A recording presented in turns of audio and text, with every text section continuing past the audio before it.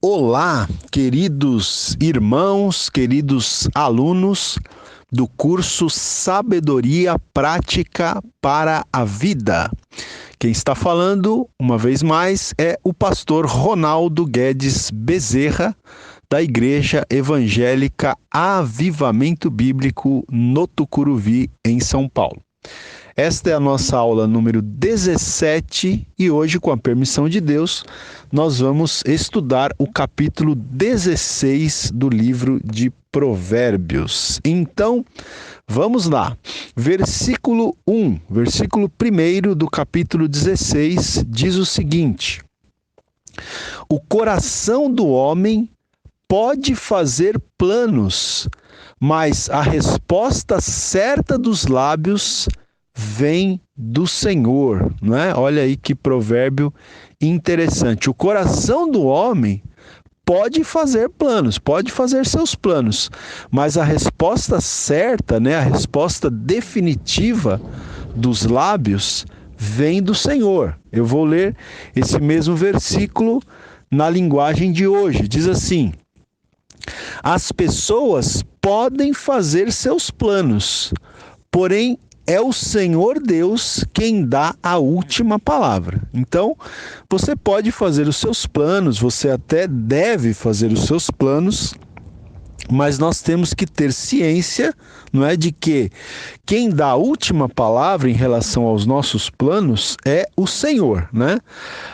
O nosso comentarista, o Derek Kidner, ele escreve aqui sobre esse versículo, ele escreve o seguinte: o homem, a despeito da sua liberdade para planejar, acaba fazendo nada mais do que contribuir para o plano de Deus, né? Na verdade, o nosso comentarista aqui, ele dá um tema para os 9 primeiros versículos desse capítulo 16, e o tema é do Senhor. Então, se você realmente olhar com calma, com atenção, né? Se você ler com calma, com atenção, os 9 primeiros versículos do capítulo 16, você vai ver que, de fato, esses versículos tratam desse tema, né? Ou seja, eles falam da soberania de Deus, da soberania do Senhor, né? Deus como um ser totalmente soberano. Então, o Kidner, ele até diz aqui, né? Eu vou reler aqui. Ele diz que, a despeito, né, da liberdade que o homem tem para planejar, né? Porque o homem tem liberdade para fazer os seus planos, mas o homem acaba fazendo nada mais do que contribuir para o plano de Deus. Ou seja, no final das contas, o que prevalece é a soberania de Deus. No final das contas, o que prevalece é o plano de Deus, né?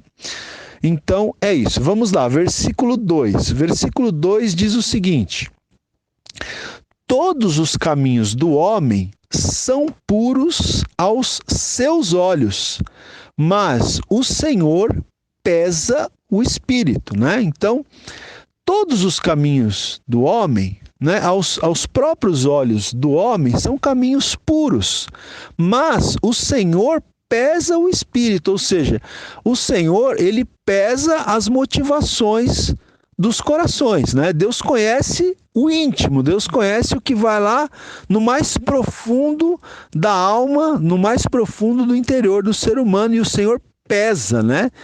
O espírito, ele pesa as motivações do coração.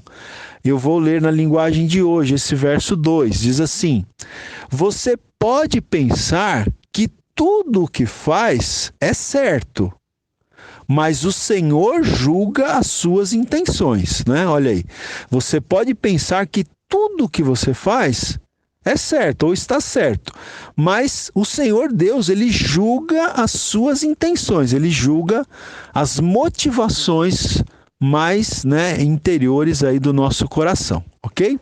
Verso 3, vamos lá, verso 3. O verso 3 diz o seguinte: Confia ao Senhor as tuas obras, e os teus desígnios serão estabelecidos, né?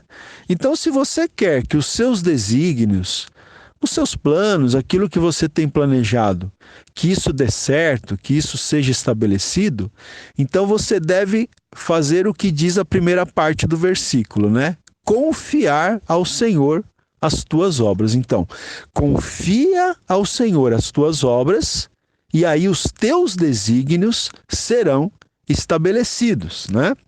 O nosso comentarista aqui, o Kidner, ele dá para esse versículo 3 o seguinte tema: nas mãos seguras de Deus, né? Então, o tema para o versículo 3 que o nosso comentarista dá é nas mãos seguras de Deus. Então ele diz aqui: nossas atividades e planos, né, ou desígnios, como diz o versículo bíblico, nossas atividades e planos não serão menos nossos por serem dele, não é? Porque o texto diz: confia no Senhor as tuas obras. Quer dizer, entrega para o Senhor as tuas obras, os teus trabalhos, entrega para o Senhor. Então, o nosso comentarista aqui, ele diz: nossas atividades e planos não serão menos serem dele. Só que, assim, ficam sendo menos pesados e mais bem feitos, né? Então, quando a gente confia ao Senhor as nossas obras, os nossos trabalhos, as nossas atividades, os nossos planos, né? Esses planos, eles não deixam de ser nossos pelo fato de nós entregarmos ao Senhor, mas o fato de nós os entregarmos ao Senhor faz com que eles ficam sendo menos pesados para nós e mais bem feitos, porque aí eles contarão, né, com a bênção de Deus, com o selo de Deus, tá certo, gente? Então veja, eu vou reler o mesmo versículo, né? Primeiramente aqui na Almeida e depois na linguagem de hoje. Então diz: confia ao Senhor. Essa expressão confia, literalmente, no original, é rolar sobre, né? Então, rolar sobre Deus, né? Colocar sobre Deus. Confia ao Senhor as tuas obras, e os teus desígnios, os teus planos serão estabelecidos.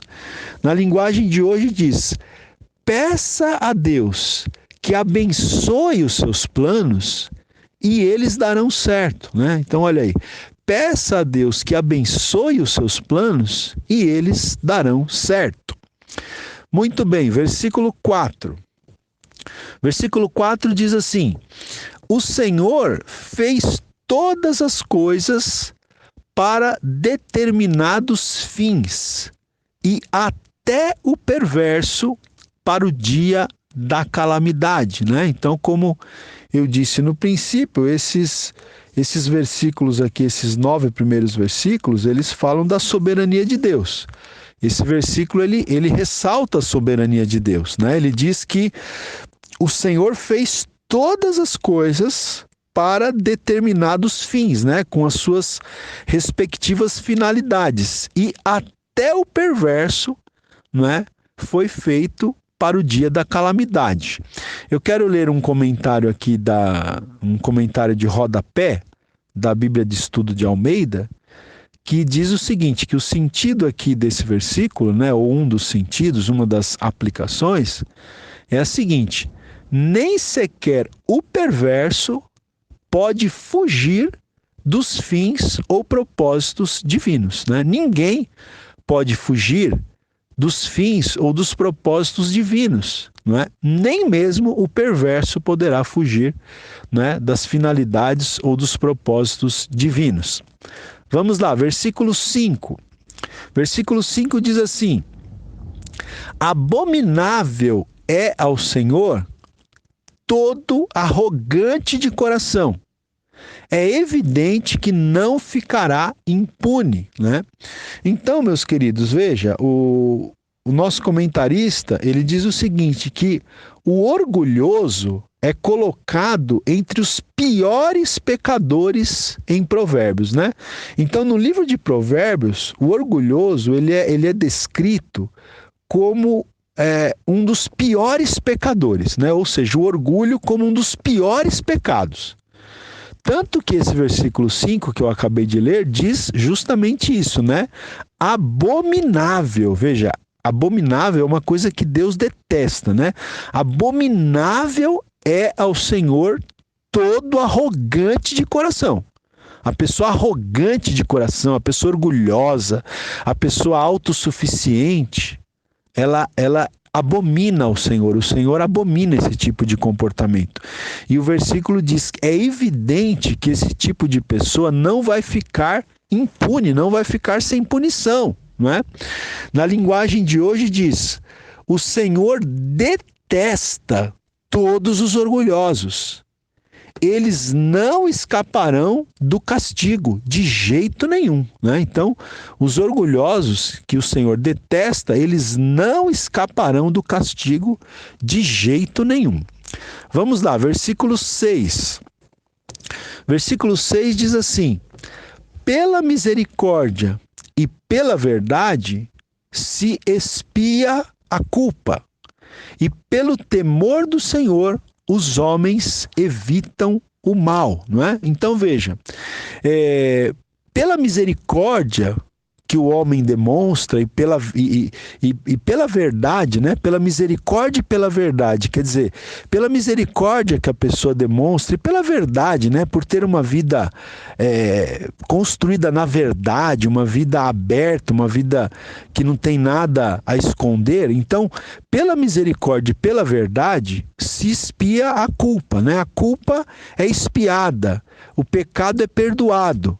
E pelo temor do Senhor, os homens evitam o mal, né? Então, quando as pessoas demonstram temor ao Senhor, que, como eu sempre digo, não é ter medo de Deus, mas temor do Senhor significa reverenciar ao Senhor, né? Reverenciar a palavra de Deus, as coisas de Deus.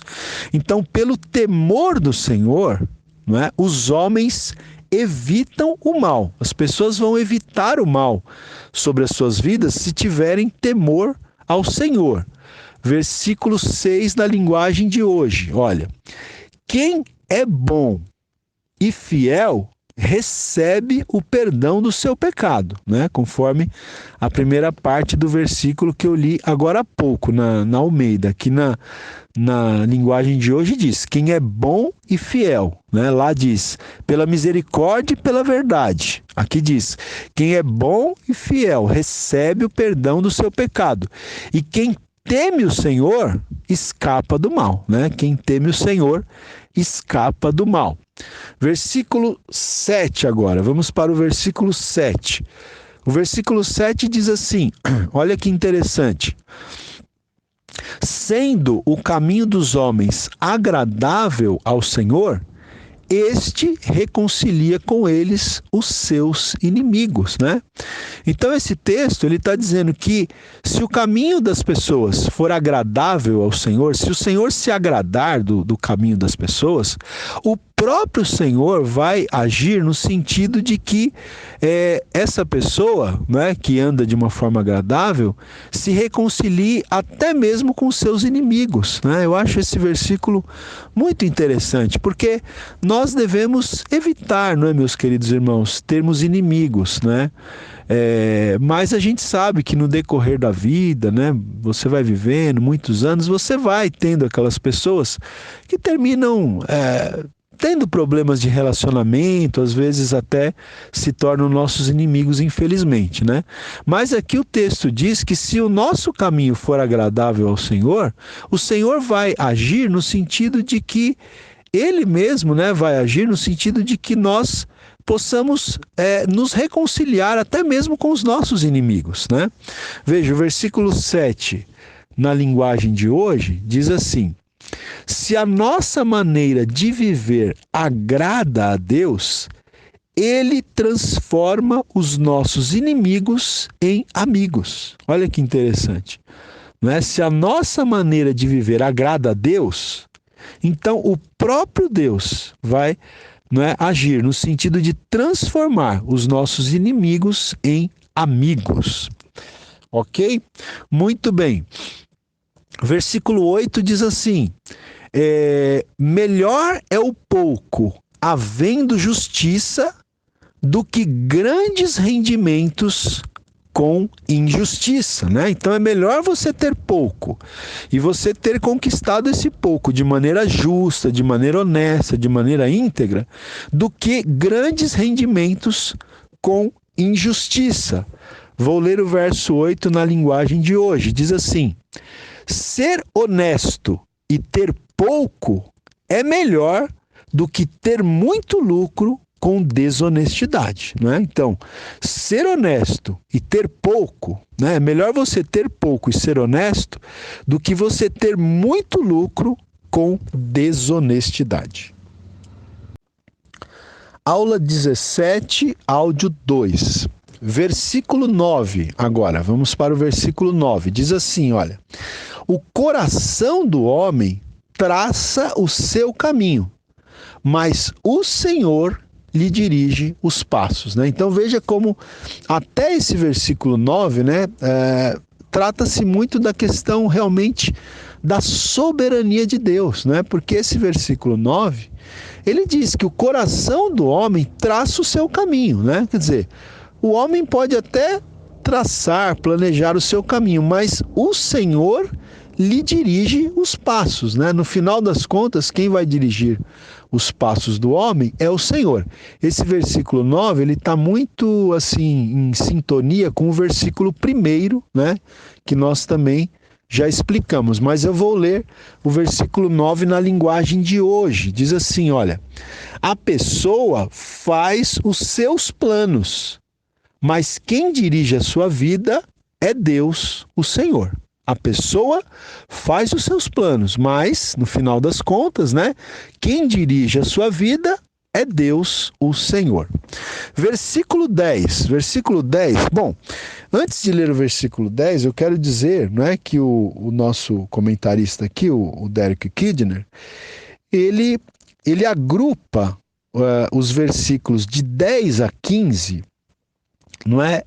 E ele dá um título para esses versículos de 10 a 15, que é o seguinte título: o fardo do detentor do poder. Por que ele dá esse título? Porque esses versículos de 10 a 15, eles vão falar muito sobre o rei, né? Sobre a função do rei, sobre a função, sobre o dever, enfim, sobre o que agrada, sobre o que desagrada o rei, ou seja, aquele que está numa posição de comando, aquele que está numa posição de governo, tá? Então, perdão, gente. Então, desde já eu quero dizer que esses versículos aqui que nós vamos ler agora, que vão falar do rei, eles se aplicam, né, não somente ao rei, não somente ao presidente da república, não somente ao governador do estado, não somente ao prefeito da cidade, mas ele se aplica a todos aqueles que possuem algum tipo de posição de autoridade. Pode ser o dono de uma empresa, pode ser o gerente, pode ser o patrão, pode ser um pastor, pode ser um líder de algum ministério na igreja, enfim, algum tipo de liderança. Se você exerce algum tipo de liderança, esses provérbios aqui de alguma maneira podem ser aplicados à sua vida, ok? Então vamos lá. O versículo 10 diz assim, olha: nos lábios do rei se acham decisões autorizadas.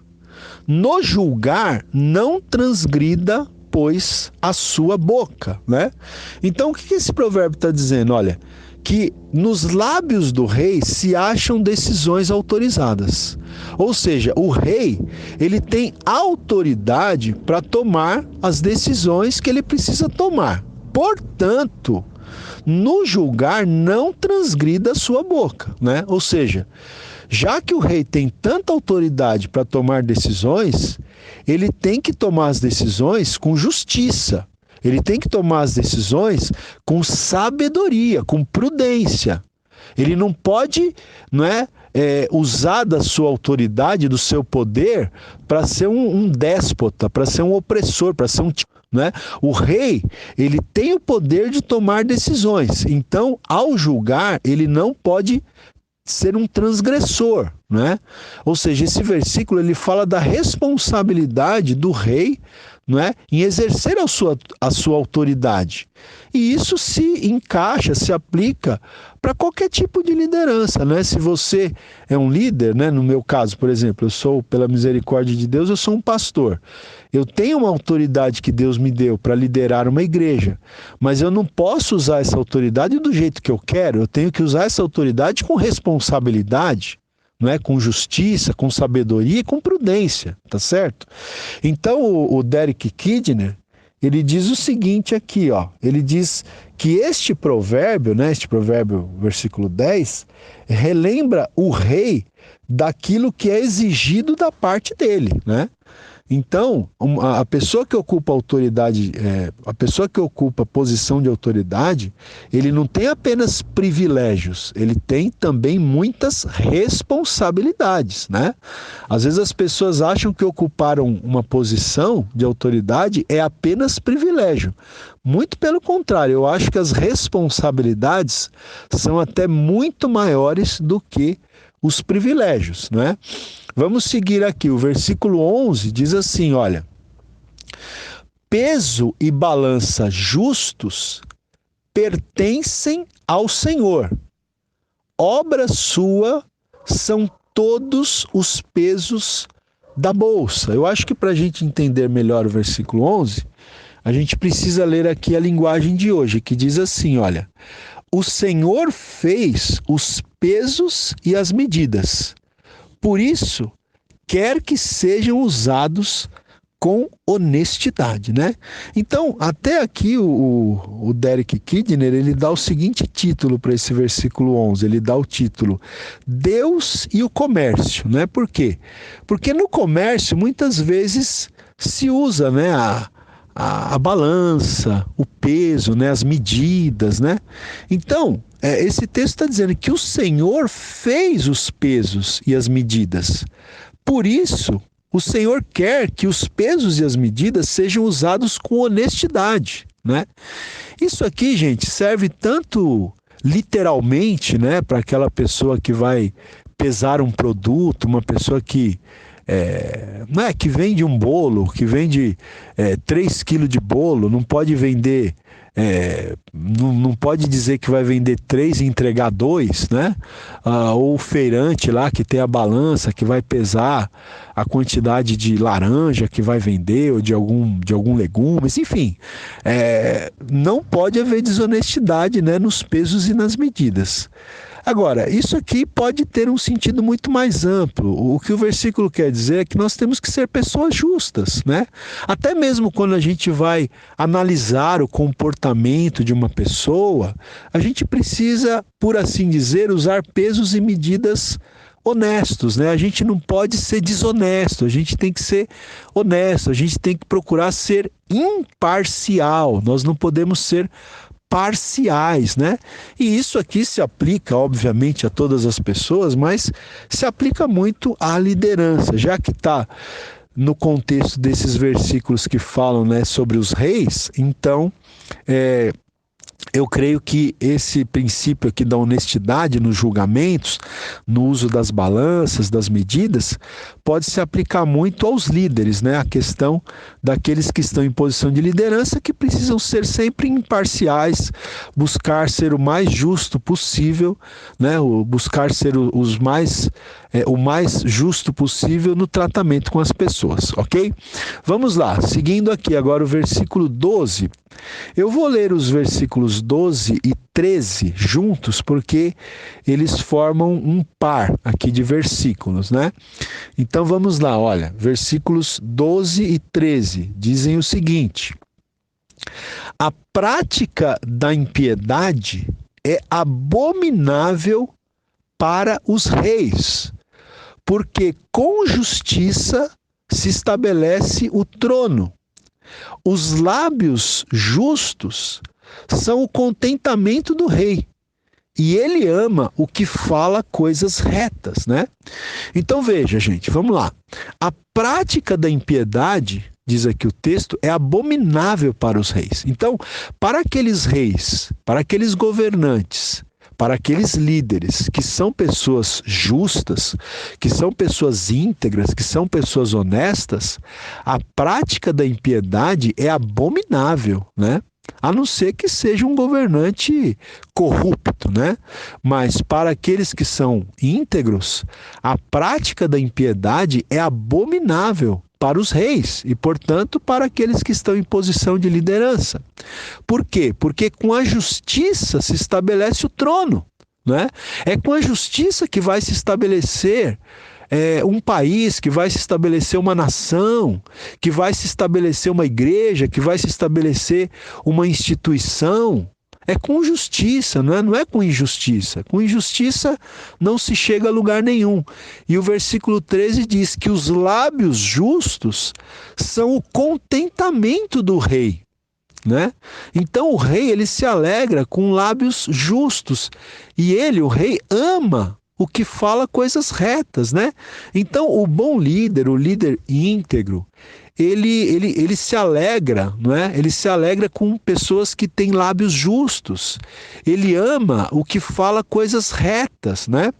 Veja, gente, o nosso comentarista aqui, ele diz o seguinte sobre esses dois versículos. Ele diz assim: estes dois provérbios falam de um rei que tem sã consciência, que nem é surdo à voz da consciência, nem cego quanto à verdade, né? Então, ou seja, esses dois provérbios, eles estão falando não de um rei corrupto, não de um rei que é maldoso, que lhe falta a integridade. Não, esses dois provérbios, eles falam de um rei que tem sã consciência, que tem uma consciência boa, sã, de um rei que não é surdo à voz da sua consciência e nem cego quanto à verdade, né? Porque, infelizmente, existem muitos governantes aí, e a gente vê até no nosso país hoje, né, infelizmente, pessoas que estão e estiveram, né, em posição de poder, de autoridade, que pareciam cegos quanto à verdade, né, e surdos quanto à voz da sua consciência. A cara de pau chegou a um nível assustador, né, no nosso país, né? Então aqui a gente está falando de reis, né, que são pessoas íntegras, né, de governantes, de líderes que exercem a sua liderança com integridade, né? Muito bem, então eu vou ler esses dois versículos, o 12 e o 13, eu vou reler esses dois versículos na linguagem de hoje, tá? Então diz assim, ó, versículos 12 e 13, né? Diz assim, olha, os reis não toleram o mal, porque o que torna forte um governo é a justiça. O rei se alegra em ouvir a verdade e ama os que dizem coisas certas, né? Então, um líder, um líder íntegro, né? Um governante íntegro, ele se alegra em ouvir a verdade. Ele não se alegra em ouvir aquilo que ele quer ouvir. Ele não se alegra em se cercar de bajuladores, né? Ele se alegra em ouvir a verdade. E ele ama os que dizem coisas certas, né? Um bom conselheiro para um governante, para um líder, um bom conselheiro que chega nesse governante, nesse líder e que fala, né, a verdade em amor, é uma riqueza incrível que esse líder tem que valorizar, que esse governante tem que valorizar, né? Mas infelizmente as pessoas gostam de se acercar de bajuladores e não de pessoas que lhes falem a verdade, né? Mas vamos lá, para seguir aqui e concluir essa série de versículos que falam sobre o fardo do detentor do poder, né? Como diz aqui o Kidner, né? Que o detentor do poder, ele carrega um fardo, né? O fardo da responsabilidade. Então, para a gente concluir essa parte aqui, vamos ler os dois últimos versículos, né, dessa série, que são os versículos 14 e 15, que dizem assim: o furor do rei são uns mensageiros de morte, mas o homem sábio o apazigua. O semblante alegre do rei significa vida, e a sua benevolência é como a nuvem que traz chuva serôdia, né? Ou chuva da primavera. Então veja, gente, olha que interessante. O furor do rei, o rei fica enfurecido quando, não é, vem a ele uns mensageiros de morte. Mas o homem sábio o apazigua, não é? O homem sábio apazigua, traz paz ao coração do rei. Gente, isso aqui é uma grande realidade. Aquele que está numa posição de liderança, ele fica enfurecido quando surgem pessoas para trazerem mensagens de morte, para trazerem mensagens ruins, para trazerem problemas, não é? Mas o líder, o que lidera, o que governa, ele fica em paz, não é? Quando surge um homem sábio. Porque o homem sábio apazigua o governante, apazigua o líder, né? Então, gente, que nós possamos, né? Nós que estamos aí sendo liderados por alguém, né? Todos nós temos pessoas que nós lideramos, mas nós também somos liderados por alguém, não é? Então, que nessa condição de liderados, nós não sejamos mensageiros de morte para os nossos líderes, né? Mas que nós possamos ser pessoas sábias, porque a pessoa sábia vai trazer paz ao coração do líder, né? E ainda diz aqui no versículo 15 que o semblante alegre do rei significa vida. Quando o rei está com um semblante alegre, isso significa vida para todos aqueles que o cercam, né? Isso tem a ver com o líder. Se o teu líder, se o seu chefe, se o seu gerente, se o seu pastor, enfim, está com um semblante alegre, isso significa vida. E a sua benevolência, né? A benevolência do rei, daquele que governa, é como a nuvem que traz chuva serôdia, ou seja, a benevolência do que governa, do líder, a bondade deste, é como a nuvem que traz a chuva da primavera, né? Uma coisa boa, uma coisa refrescante, uma coisa que vai produzir vida, que vai produzir produtividade, que vai frutificar, né? Que vai trazer frutificação. Aula 17, áudio 3. Então vamos agora para o versículo 16 do capítulo 16. Diz assim, olha: quanto melhor é adquirir a sabedoria do que o ouro, e mais excelente adquirir a prudência do que a prata, né? Então, esse versículo está dizendo que é muito melhor você adquirir a sabedoria do que você adquirir ouro. Você tem que buscar mais a sabedoria do que o ouro. E é muito mais excelente você adquirir a prudência do que a prata, né? A prudência tem muito mais valor do que a prata. É isso que está dizendo aqui. Verso 17 diz assim: o caminho dos retos é desviar-se do mal. O que guarda o seu caminho preserva a sua alma, né? Então veja, gente, o caminho dos retos é desviar-se do mal, né? Os retos, eles buscam se desviar do mal, né? E aquela pessoa que guarda o seu caminho, ou seja, que toma cuidado por onde anda, essa pessoa preserva a sua alma, preserva a sua própria vida, né? O nosso comentarista diz aqui o seguinte, olha: o caminho nobre é evitar o pecado. Conservando este curso reto, a pessoa guarda a totalidade do seu ser, né? Então, conservando este curso reto, este caminho nobre de evitar o pecado, a pessoa que assim age, ela guarda o seu ser totalmente, ela guarda a totalidade do seu ser, né?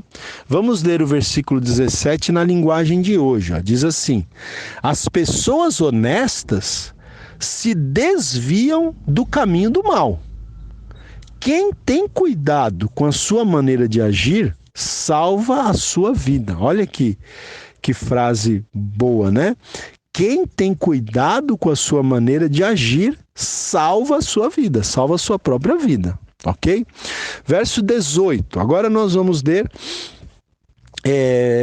veja, os versos 18 e o verso 19, esses dois versos, eles falam sobre, mais uma vez, eles vão falar sobre orgulho, né? E também sobre a questão da humildade. Então vamos ler aqui os dois versículos, 18 e 19, dizem assim, olha, a soberba precede a ruína, e a altivez do espírito, a queda. Melhor é ser humilde de espírito com os humildes do que repartir o despojo, né? Então vamos lá. Versículo 18 está dizendo que a soberba precede a ruína, né? A soberba vem antes da ruína. Quer dizer, uma pessoa soberba, ela vai cair logo adiante, né? Eu acho que eu já até falei isso aqui para vocês. Eu tinha um professor que ele sempre dizia, você conhece uma pessoa soberba, arrogante, altiva? Pode esperar que a queda dela está logo ali na frente. A ruína dela está logo ali adiante, porque a soberba precede a ruína. E a altivez do espírito, né, precede a queda, né? Uma pessoa de espírito altivo, né, orgulhosa, soberba, autossuficiente, ela está simplesmente, ela está no caminho da ruína, da queda, né? E aí o texto diz, é melhor ser humilde de espírito com os humildes do que repartir o despojo, né, repartir as riquezas com as pessoas soberbas, né? Eu vou ler aqui o comentário, né, do nosso comentarista. Ele diz assim, que o orgulhoso, ele está de mal consigo mesmo, com o seu próximo e com o Senhor. Eu achei interessante essa frase aqui do Kidner, né? Ele diz que o orgulhoso, ele está de mal consigo mesmo, com o seu próximo e com Deus. Por isso, a ruína pode chegar de qualquer direção, né? A ruína vai terminar chegando de alguma das direções. Eu vou ler esses dois versos na linguagem de hoje. Olha, diz assim, o orgulho leva a pessoa à destruição e a vaidade faz cair na desgraça. Olha como esse versículo nessa tradução é contundente, né? Ó, o orgulho leva a pessoa à destruição e a vaidade faz cair na desgraça. Então, se tem alguma pessoa que está me ouvindo, né, que está vaidoso demais, que está orgulhoso demais, que está se achando a última bolacha do pacote, que não quer ouvir ninguém, não quer aceitar conselho de ninguém, quer viver sozinho, solitário, porque acha que sabe de tudo, que é o melhor, né? Então, olha, cuidado, esse tipo de comportamento leva à destruição e faz a pessoa cair na desgraça, né? E aí o verso 19, na linguagem de hoje, diz, é melhor ter um espírito humilde e estar junto com os pobres do que participar das riquezas dos orgulhosos. Vamos lá, verso 20 agora. O verso 20 diz assim, o que atenta para o ensino, acha o bem. E o que confia no Senhor, esse é feliz, né? Então, o que atenta, o que presta atenção no ensino, aquele que está sempre pronto para aprender, né? Eu tenho falado aqui, gente, que nós precisamos ter um coração de aprendiz. A gente tem que estar sempre disposto a aprender.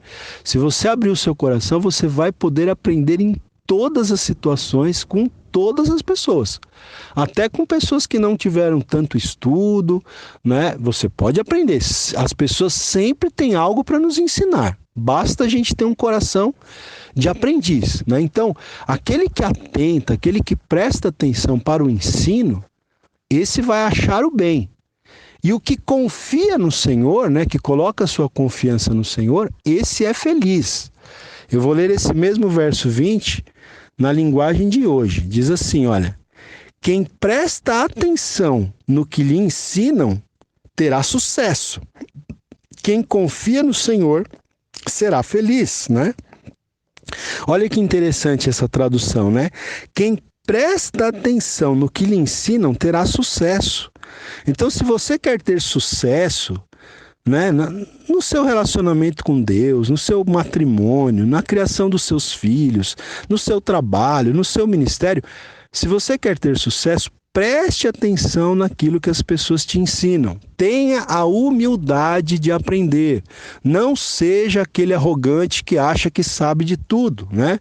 Considere aquilo que está sendo ensinado, principalmente quando você percebe que é alguém prudente, que é alguém sábio que está te ensinando, não é? Fique atento. Vamos lá, versículo 21. O versículo 21 diz assim, olha, o sábio de coração é chamado prudente, e a doçura no falar aumenta o saber, né? Então veja, gente, é interessante esse versículo 21 aqui, até o nosso comentarista aqui, ele dá o seguinte tema ao versículo 21. Ele diz o seguinte, ele coloca o seguinte tema: o encanto da sabedoria, né? Porque a sabedoria, gente, ela é encantadora, né? A sabedoria é uma coisa encantadora. A gente precisa estar mesmo buscando crescer em sabedoria, gente, né? Para a gente viver bem. Então, veja, esse versículo diz: o sábio de coração é chamado prudente, né? Aquele que tem um coração sábio, ele vai ser conhecido como uma pessoa prudente. E a doçura no falar aumenta o saber, né? Uma pessoa que sabe falar, que é doce no falar, essa pessoa aumenta o saber, né? E aqui o comentário diz o seguinte, né? Que o homem sábio será conhecido por seu olhar discernidor, ou seja, prudente, e pela sua fala significante, né? Então, esse provérbio é interessante, porque quando diz aqui que a doçura no falar aumenta o saber, aqui o sentido é no sentido de persuasão, né? A pessoa que é doce no falar, ela aumenta o seu poder de persuasão, o seu poder de persuadir, né? Às vezes a pessoa pode ter ótimos argumentos, mas ela fala com violência, ela fala com arrogância, ela fala sem respeitar os outros. Então o poder de persuasão dela vai lá embaixo, né? Ela pode ter o melhor argumento, se não souber como falar, se não tiver doçura no falar, não vai conseguir persuadir as pessoas. Então, além de ter bons argumentos, além de você, né, ter bons argumentos, você deve ser doce no falar, porque isso vai aumentar a sua capacidade de persuadir as pessoas, né? Então, é por isso que o Kidner, ele fala isso aqui, né? Que o homem sábio, é até interessante que ele diz aqui, o homem sábio que nem sempre é o mais inteligente, né? É muito interessante essa frase, porque você pode ter pessoas altamente inteligentes que não são sábias, né? Como eu disse agora há pouco. Tem ótimos argumentos, mas não são sábias, né? Então, o homem sábio, que nem sempre é o mais inteligente, será conhecido pelo quê? Primeiro, pelo seu olhar discernidor. Ele é uma pessoa que tem discernimento no olhar, ou seja, será chamado de prudente. E também ele vai ser conhecido pela sua fala, né, significante, pela sua fala que tem doçura e que termina sendo persuasiva, né? Eu vou ler aqui esse mesmo versículo na linguagem de hoje, tem uma tradução bastante interessante. Olha como a linguagem de hoje traduz esse versículo 21. Diz assim: quem tem coração sábio é conhecido como uma pessoa compreensiva. Quanto mais agradáveis são as suas palavras, mais você consegue convencer os outros. Olha aí, gente, é muito interessante, né? Quem tem coração sábio, primeiro, é conhecido como uma pessoa compreensiva, né? Vai ser conhecido como uma pessoa prudente, como uma pessoa compreensiva, como uma pessoa que tem discernimento. E quanto mais agradáveis são as suas palavras, mais você consegue convencer os outros. É claro que você não deve usar argumentos desonestos, né? Você sempre deve usar argumentos honestos. A gente já falou sobre a importância dos pesos e medidas justas, né? Você tem que ser honesto nos seus argumentos. Mas se além da honestidade você acrescentar palavras agradáveis, você vai conseguir convencer as pessoas, né, com mais rapidez, com mais tranquilidade. Então, é uma dica aqui de sabedoria muito prática, né? Esse versículo realmente 21, ele tem dicas muito práticas de sabedoria para nós aqui. Perdão, gente. Vamos lá. Agora o versículo 22. O versículo 22 diz o seguinte, olha: o entendimento para aqueles que o possuem é fonte de vida, mas para o insensato a sua estultícia lhe é castigo, né? Então veja, o que o provérbio está dizendo aqui? Que o entendimento, a sabedoria, para aqueles que a possuem, né? Para aqueles que possuem a sabedoria, para aqueles que possuem o entendimento, isso é uma fonte de vida, isso vai trazer vida, é uma fonte de vida. Agora, para a pessoa insensata, a sua estultícia, a sua tolice, vai ser castigo para ela mesma, né?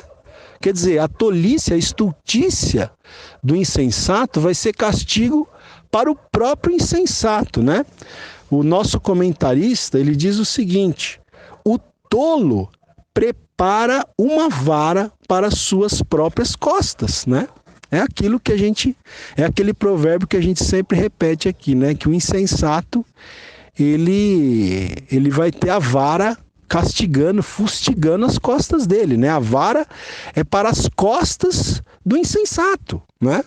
Quer dizer, o insensato faz as suas ele comete a sua insensatez, melhor dizendo, ele comete as suas tolices, e isso vai ser um castigo para ele mesmo. Ele vai sofrer as consequências das suas tolices, da sua insensatez. Ele vai colher essas consequências, ok? Muito bem, meus queridos. A gente continua no próximo áudio. Aula 17, áudio 4. Vamos lá, vamos então aqui para esse último áudio da aula número 17. Versículo 23. Versículo 23 diz o seguinte: o coração do sábio é mestre de sua boca e aumenta a persuasão nos seus lábios, né? Então veja aí, gente. O livro de Provérbios, ele fala muito sobre a questão, né, da boca, dos lábios, das palavras. Então está dizendo aqui que o coração do sábio é mestre de sua boca, né? O sábio, ele é mestre da sua própria boca, das suas próprias palavras. E ele aumenta a persuasão nos seus lábios, coisa que eu estava falando agora há pouco para vocês. Eu vou ler esse versículo 23, eu vou ler também na linguagem de hoje. Ó. Diz assim: o homem sábio pensa antes de falar, por isso o que ele diz convence mais. Olha que bela tradução, gente. O homem sábio pensa antes de falar. Você pensa antes de falar, ou você começa a falar sem pensar, a sua boca vai esparramando um monte de tolice? Como que você age? Porque o texto está dizendo que o homem sábio, ele pensa antes de falar. Por isso, o que ele diz convence mais. Ele se torna mais persuasivo. Versículo 24.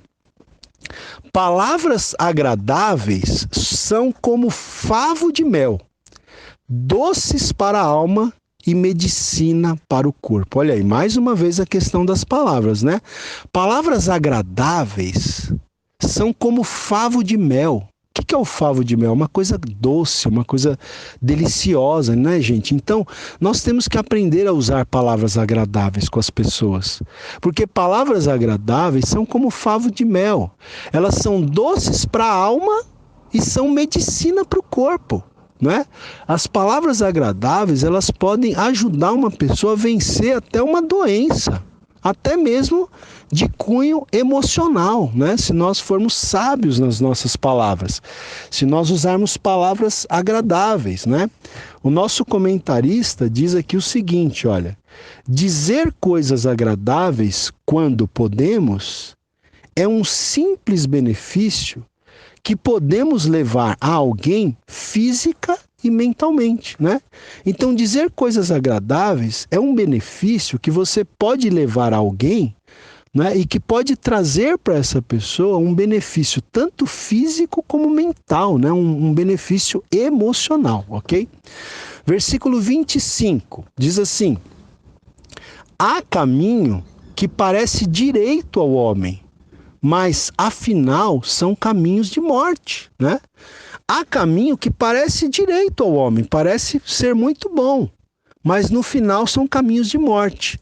Veja que, se eu não me engano, eu já li um provérbio parecido com esse em outra aula, né? Então é aquilo que eu sempre digo, gente, o livro de Provérbios, ele repete várias vezes os conceitos. Por quê? Porque através da repetição é que a gente aprende, né, irmãos? Eu confesso para vocês que eu já li o livro de Provérbios diversas vezes. Eu leio o livro de Provérbios desde que eu era jovem, né? Desde que eu tinha aí. Eu leio o livro de Provérbios há mais de 30 anos. E eu não me canso de ler esse livro, irmãos. Eu sempre estou aprendendo, eu sempre estou refrescando a minha memória em relação a esses princípios. Então, espero que você fique firme nas aulas aí, embora às vezes elas pareçam um pouco repetitivas, mas o aprendizado ele vem pela repetição, né? Então eu vou ler aqui esse versículo 25 na linguagem de hoje, ó. Diz assim: há caminhos que parecem certos, mas podem acabar levando para a morte, né? Então, muito cuidado nos caminhos pelos quais você está entrando, porque há caminhos que até parecem certos, mas eles podem acabar levando para a morte. Então, peça a direção de Deus, né? Busque a direção de Deus, cuidado por onde você anda, cuidado pelos caminhos onde você entra, né? Versículo 26 diz assim: a fome do trabalhador o faz trabalhar, porque a sua boca a isso o incita, né? Então, a fome do trabalhador o faz trabalhar. A pessoa trabalha porque ela precisa comer, né? Então, a fome do trabalhador o faz trabalhar, porque a sua boca a isso o incita, né? Ele precisa comer, precisa trabalhar. Na linguagem de hoje diz, olha, o apetite faz o homem trabalhar com vontade, pois ele trabalha para matar a fome. Versículo 27, olha, agora do versículo 27 até o versículo 30, a gente já está chegando aqui no final do capítulo 16, esses versículos 27, 28, 29 e 30, esses 4 versículos, ele fala dos desordeiros, né, das pessoas desordeiras. Então vamos ver aqui, ó, versículo 27. Diz assim: o homem depravado cava o mal, e nos seus lábios há como que fogo ardente. Então esse versículo 27, ele fala do homem depravado, que esse homem ele cava o próprio mal, né? A gente poderia de repente até fazer uma aplicação aqui, ele cava a própria cova dele, né? O homem depravado cava o mal, e nos seus lábios há como que fogo ardente, né? Nos lábios do homem depravado há fogo ardente. Linguagem de hoje diz: os maus procuram meios, né, maneiras de fazer o mal. Até as suas palavras queimam como fogo, né? Até as palavras dos maus queimam como fogo. Agora olha o verso 28. Então o verso 27 falou do homem depravado. O 28 fala do homem perverso. Diz: o homem perverso espalha contendas, e o difamador separa os maiores amigos, né? Então o homem perverso, ele é tão perverso que ele espalha contendas entre as pessoas. E ele é difamador também, porque diz aqui que o homem, né, que é difamador separa os maiores amigos, né? Eu penso que o homem perverso está relacionado aqui com o difamador, não é? Porque o homem perverso espalha contendas e o difamador separa os maiores amigos, né? A gente tem pessoas que realmente trabalham no sentido de separarem grandes amigos, né? Veja, esse versículo 28, na linguagem de hoje, diz: os maus provocam discussões, e quem fala mal dos outros separa os maiores amigos, né? O difamador, quem fala mal dos outros, separa os maiores amigos. Versículo 29 agora. O 29 fala sobre o homem violento. Diz assim: o homem violento alicia o seu companheiro e guia-o por um caminho que não é bom, né? Então, o homem violento, ele alicia o seu companheiro, ele termina, assim, trazendo, né, para o caminho mau, né? Ele alicia, ele termina aliciando, trazendo para o mau caminho o seu companheiro e guia-o por um caminho que não é bom, né? Vamos ler esse versículo na linguagem de hoje, versículo 29. O homem violento engana os seus amigos e os leva para o mau caminho, né? Então, quantos homens violentos aí não estão aliciando, né? Jovens, né? Jovens imaturos, jovens sem juízo, jovens insensatos, que estão sendo aliciados, né? Por homens violentos que os estão levando, né, esses jovens para o mau caminho. Então a gente tem que ficar longe desse tipo de pessoas, né? E o versículo 30 diz assim, olha: quem fecha os olhos imagina o mal, e quando morde os lábios o executa, né? Então veja só, quem fecha os olhos imagina o mal, e quando morde os lábios o executa, né? Ou seja, executa o mal, né? O versículo 30 na linguagem de hoje diz assim: cuidado com quem sorri e pisca maliciosamente. Essa pessoa está com más intenções. Olha que interessante essa tradução, né, na linguagem de hoje. Cuidado com quem sorri e pisca maliciosamente. Essa pessoa está com más intenções, né? E o Kidner, ele comenta esse verso 30, que ele fala o seguinte: os gestos aqui representados, né? Porque fala-se de alguns gestos, né? Na Almeida fala-se em fechar os olhos e morder os lábios. Na linguagem de hoje fala-se em sorrir e piscar maliciosamente. Então, o Kidner, ele fala o seguinte, que os gestos aqui representados indicam as riquezas de sentido e de maldade que se podem disseminar sem se falar uma palavra, né? Então, o Kidner, ele está dizendo aqui que existem gestos que podem disseminar maldade, né? Podem produzir maldade sem falar uma palavra sequer, né? Existem gestos que podem produzir maldade sem que se fale uma palavra sequer, né? Só com o piscar dos olhos ali, né? Um sorriso malicioso, fecha-se os olhos para se imaginar o mal, morde-se os lábios, fecha-se os olhos. Então, gestos que podem sem que se fale uma palavra sequer, né? Vamos lá, versículo agora 31. Versículo 31 diz assim, olha: coroa de honra são as cãs, quando se acham no caminho da justiça, tá? Cãs aqui, gente, significa cabelo.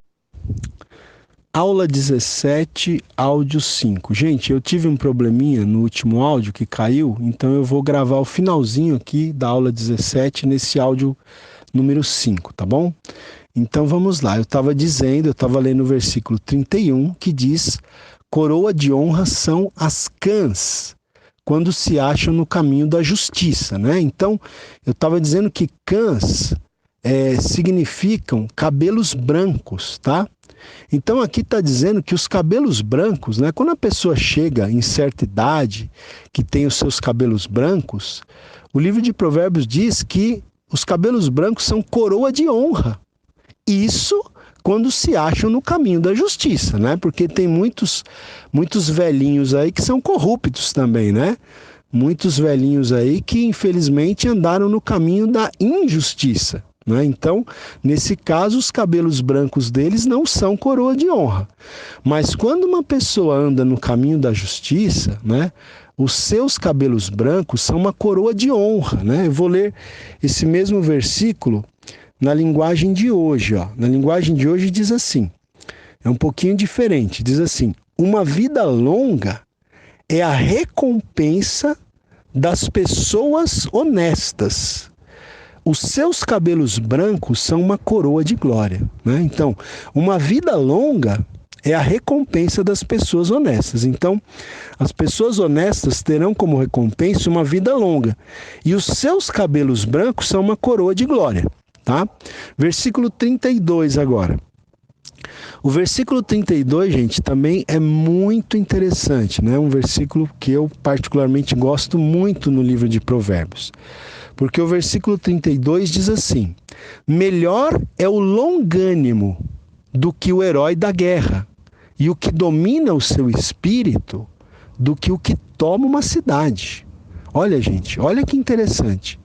Melhor é o longânimo, né? Ou seja, melhor é aquele que tem um ânimo longo, quer dizer, uma pessoa que tem paciência, né? Melhor é o longânimo, o que tem um ânimo longo, esticável, do que o herói de guerra. É melhor você ser uma pessoa que tem paciência do que você ser um herói de guerra. E é melhor o que domina o seu espírito do que o que toma uma cidade, né? Numa guerra. É mais importante, né? Ou é melhor você dominar o seu espírito, você ter um autocontrole, um domínio próprio, do que você conquistar uma cidade, não é?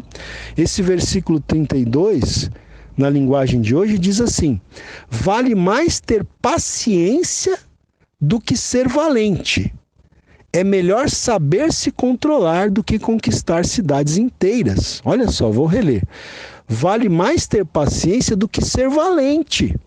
Olha aí, para aqueles que gostam de ser valentões, é melhor ou vale mais ter paciência do que ser valente, né? A paciência ela é mais valorosa do que a valentia, né? E é melhor saber se controlar do que conquistar cidades inteiras.